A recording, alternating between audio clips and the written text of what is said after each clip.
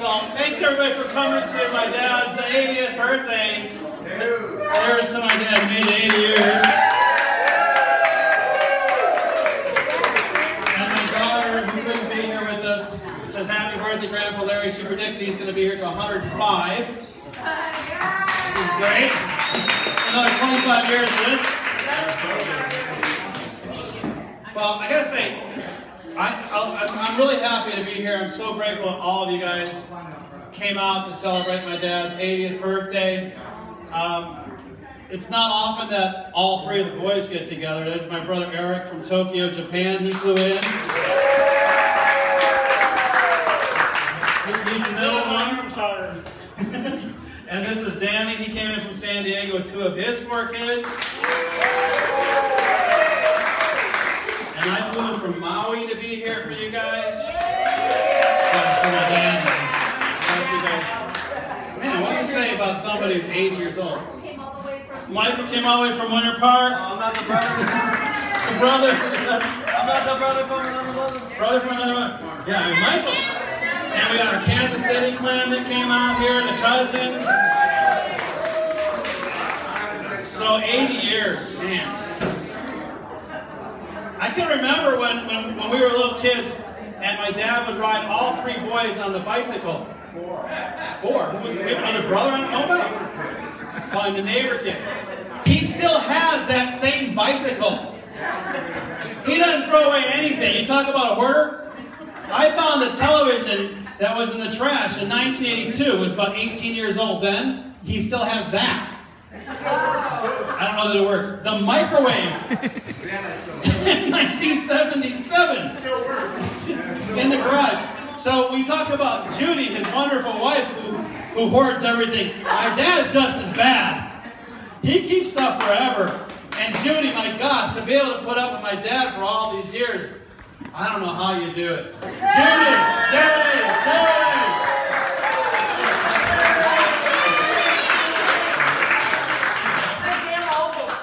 In the Ovaltine, yeah. She said, did I tell him what you said about the sex thing earlier?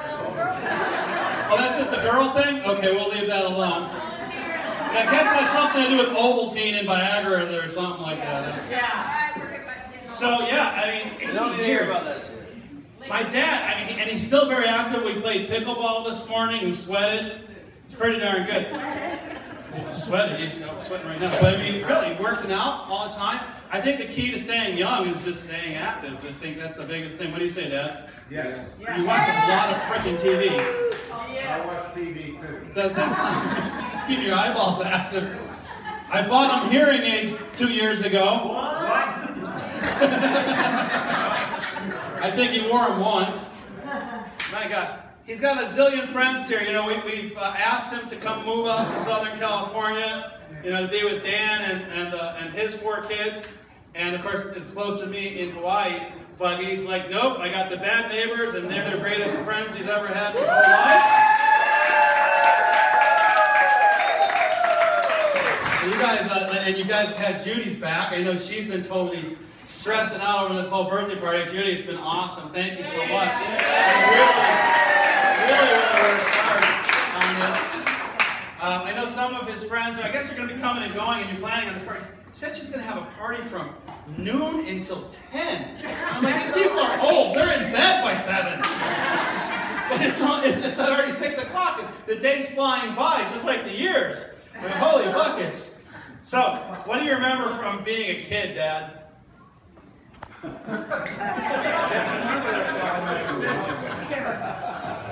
Living on the west side of Chicago.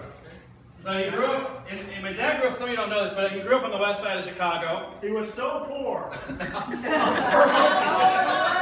He walked barefoot to school uphill both ways. In the snow. And then in 1978, the family moved to Cleveland, Ohio. 76. We left you behind, Dan. 70, well. It was 76. I was 76, somewhere in the mid-70s, in that era. We moved to Cleveland. And then in 1987, I moved to Florida, to Orlando, about 2 weeks after my mom did. And we rented a little place right downtown on Mills and Anderson, right by the East-West Expressway there. And the winter at Cleveland just is terrible. Some of you have been through the northern winters. And my dad came down and visited, and then he ended up moving down here. I never thought he would. He moved down here in 1988, and then he and I got an apartment together in Altamont Springs, a 2-bedroom apartment. And we had a 12-month lease. I remember this very vividly.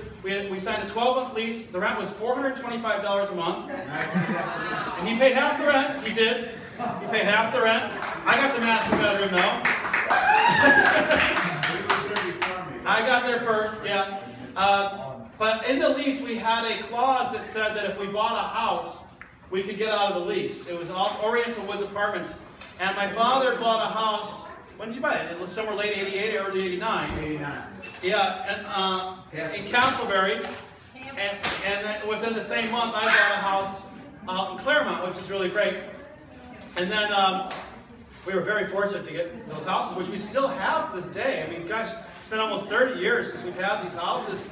And they're paid for. Orlando has just been a great, great opportunity for him to be here. And he's been in Orlando ever since. I don't think he's ever going to leave Orlando.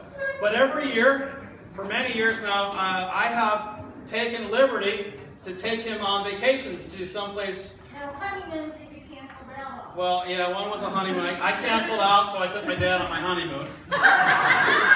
Where did we go? We went to France. Oh, we went to France. Yeah, that was France. Romantic? And then Judy won a tour to Ireland. You and I went. And I went instead of Judy. That was interesting. I don't know why you didn't go.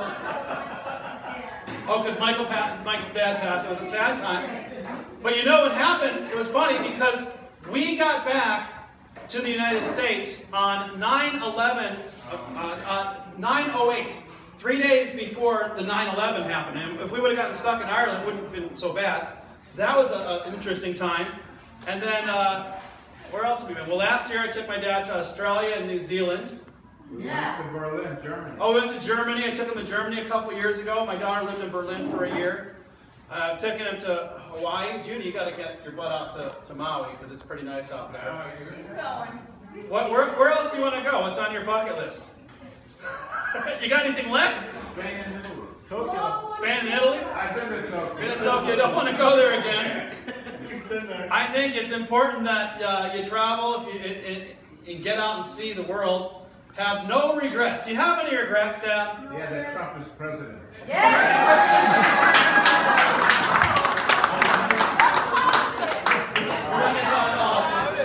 Okay, but besides that, do you have any regrets? Do you have any regrets in life? In life? Yeah, I didn't buy the house on the lake.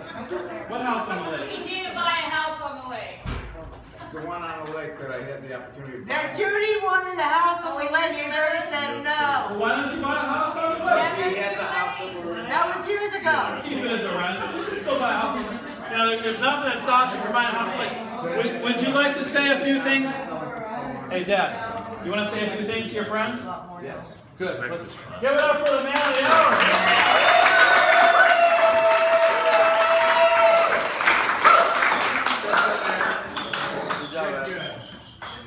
Hello? I'm Larry Sachs. I'm the reason you're here. Yes, yes. I'm very proud of my family, friends, everybody. Are you crying? Yeah.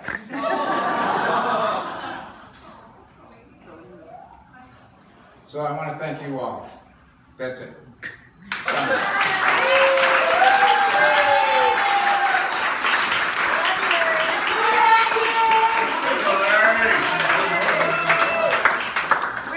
Would anybody else like to come up here and say some things about my dad? I know a lot of you are very talkative. Mike? Mike's a great speech maker. I was just at Mike's wedding not long ago in Jacksonville. And he's phenomenal. He's a phenomenal host. This kid, let me tell you, man, I've always liked Mike. My dad and Mike had a difficult time originally. But Mike was a go-getter, real street smarts, and I just always believed in him, and now he's doing very well. He's married, 2 kids. but he's a very eloquent speaker. So here, give it up for Mike DeLauder. No pressure.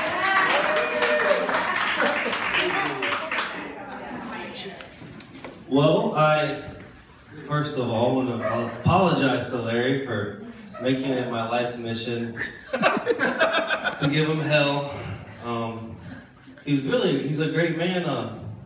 My father was a little rough with my mom, and Larry, the one thing I can say about him, he's a complete gentleman. He's the kind of guy that opens the car door for the woman and treats her like a lady. I mean, it's kind of weird, but he's a gentleman. He's never been physical with my mom. You know what I mean? And that's kind of one of the major reasons that I admire him. He's very smart. I don't think he's ever had one drink or one drug. You know what I mean? There's not one person in here that could beat him at Jeopardy, I promise.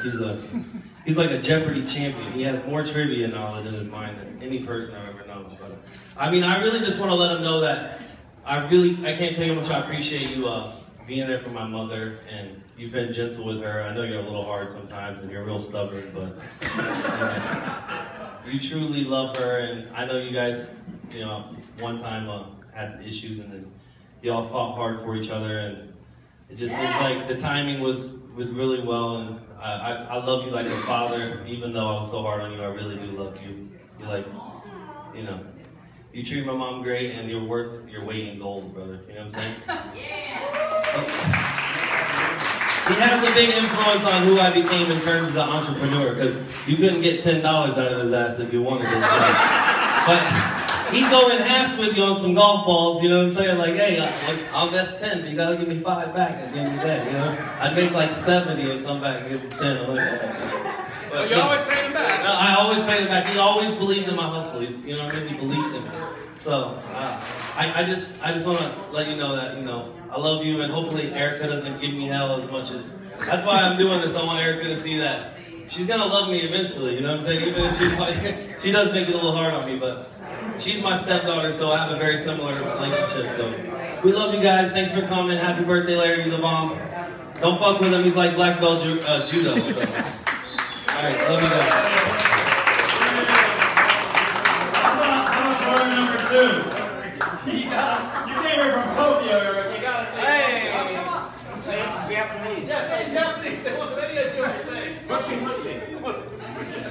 And you think he's the introvert, not the shy one. The shy one. How about you, Dan? You want to say something? Yeah, you gotta say something. So Dan is also known as Fat Face. I don't know, Dad. You gave him that nickname. Why was he called Fat Face? Here you go, Dan. Stand up. Oh, yeah. Here, you take this. All right. Look, my girls are in the pool. No, I'm very happy to be here. Yeah. You guys are good people. I've been trying to get my dad to come to California, but you guys have held him back. I said, you can make friends with me in San Diego, but no, he's very loyal to you guys. So you guys are very good to him. Thanks for taking care of him. And this is a great time. And thanks for coming here, everyone. Yeah. Okay, don't want to keep you guys too much time. Anybody else like to say something about my dad? Yeah. Yeah? Okay, this is cousin Susie from Kansas City. Yeah, I'm Denise from Kansas City, and you have always been UL, Uncle Larry. Right. My favorite uncle, and you always will be. And I'm just really happy to be here. And my siblings, my boyfriend, Alan, we're having a great time. You're awesome. You're really awesome.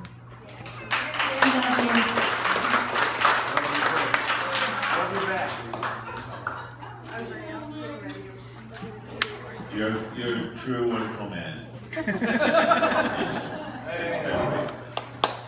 You want to say something? Stacy. Stacy, he's your favorite uncle. Favorite uncle. I'm another niece from Kansas City. So, thanks for having me. What's the capital of Kansas City? Where's Neil? I think Neil's. He's next to Eric. Oh, Neil, you want to say something? Neil's about as much speaking of as Eric is. Neil, say something. Tell me something in Japanese. You too. I wouldn't miss this party. Yeah.